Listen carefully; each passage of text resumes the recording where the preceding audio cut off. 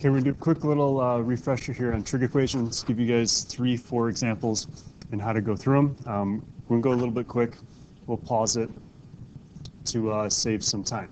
So let's say the first one here, 6 sine squared plus a sine minus 2 equals 0.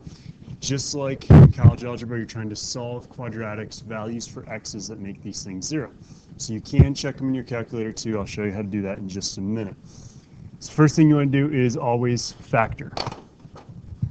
So the two things that are going to multiply to 6 are a 2 and a 3, or a 6 and a 1. So I'll start here. The only choice for a 2 is a 2 and a 1. So let's do plus here and minus here. So you can check double distributing that that's going to work. Now we set each little blob equal to 0.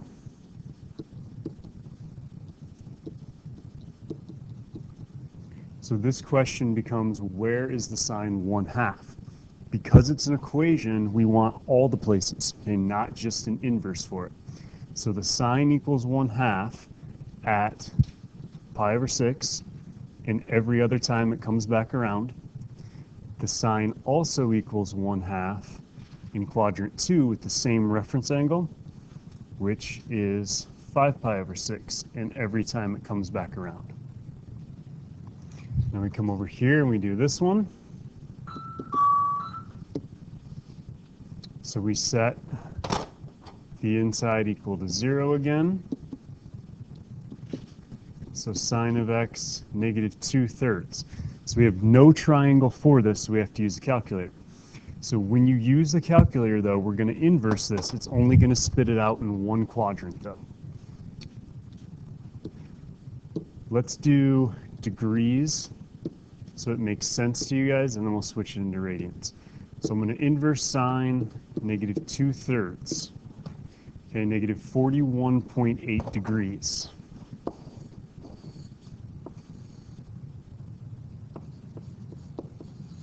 And that makes sense because the inverse signs are defined in 1 and 4. But the sign is also that same negative 2/3 in quadrant 3 with that same reference angle. So now, because we've done radians, we want to do the same thing again. So I'm just going to go change the mode. Okay, negative 0.729 radians. So I'm going to say the sign's negative 2/3 at negative 0.729 plus every other time it comes back to that. Basically negative 42 degrees in every other time. Now to get the other one, I got to start at 0. I got to get all the way over here. So basically it's 180 plus that 42 degrees.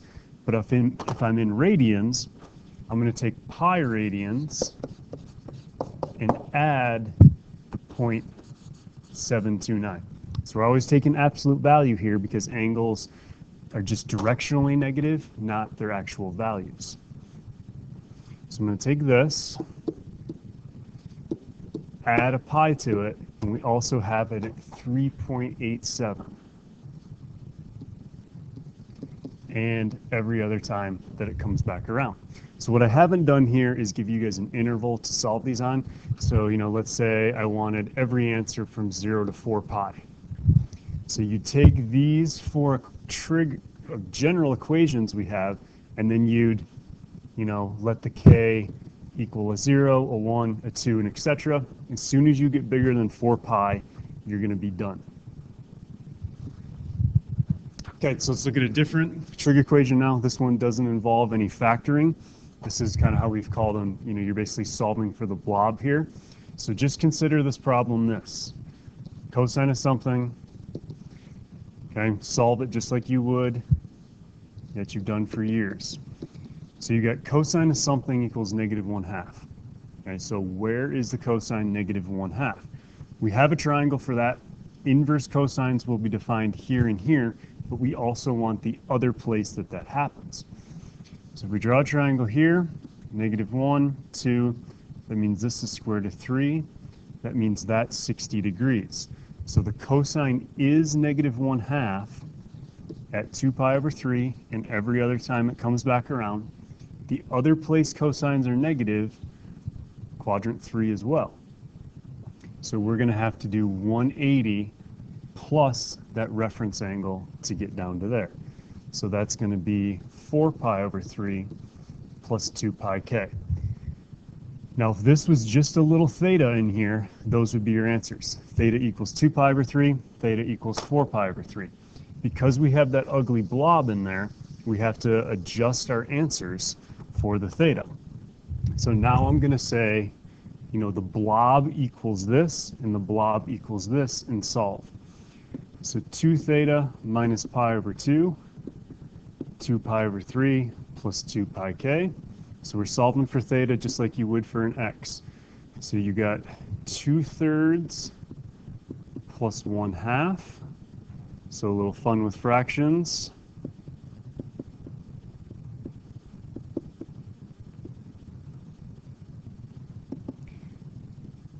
Will give us 7 pi over 6 plus 2 pi k. Now we solve for the theta. Divide by 2, divide by 2, divide by 2. So your final general equation is going to be this.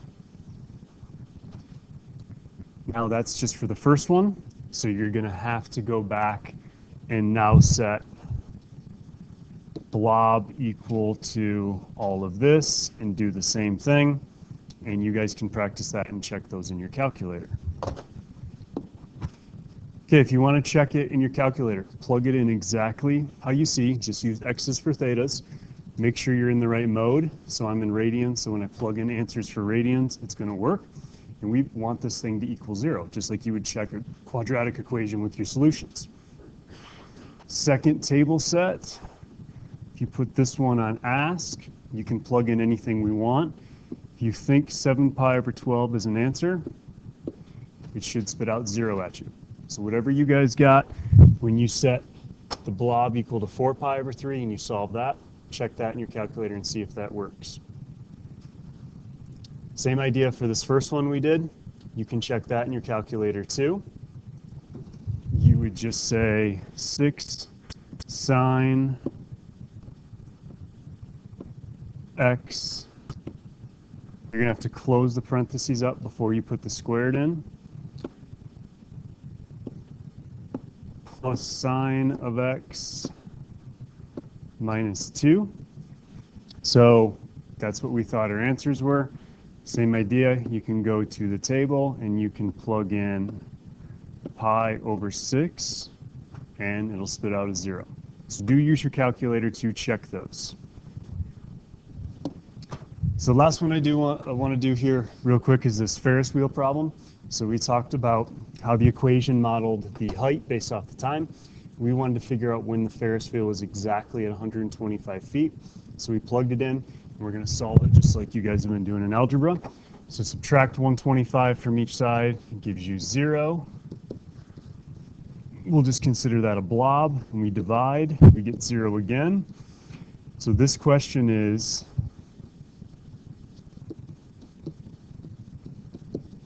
where is the sign of something equal to 0? Now it is an equation, so we can get two answers out of this, unlike inverses, but it's still kind of the same idea. So sines and cosines, 0s and 1 are a little bit tricky because we don't have triangles. They always come from our axes. So the sine is 0 here and here. So we want to say, the sine is 0 at pi over 2, and every time it happens again, and at 3 pi over 2, and every time it happens again. Now with the Ferris wheel, we don't want to add 2 pi k to it because we said this thing repeats every 40 seconds. So it doesn't repeat every 2 pi for us like a unit circle, but it repeats every 40 seconds. So now we set the blob equal to the pi over 2, and you set the blob equal to the 3 pi over 2, and you solve. That's how we came up with 10 and 30 seconds for answers for these.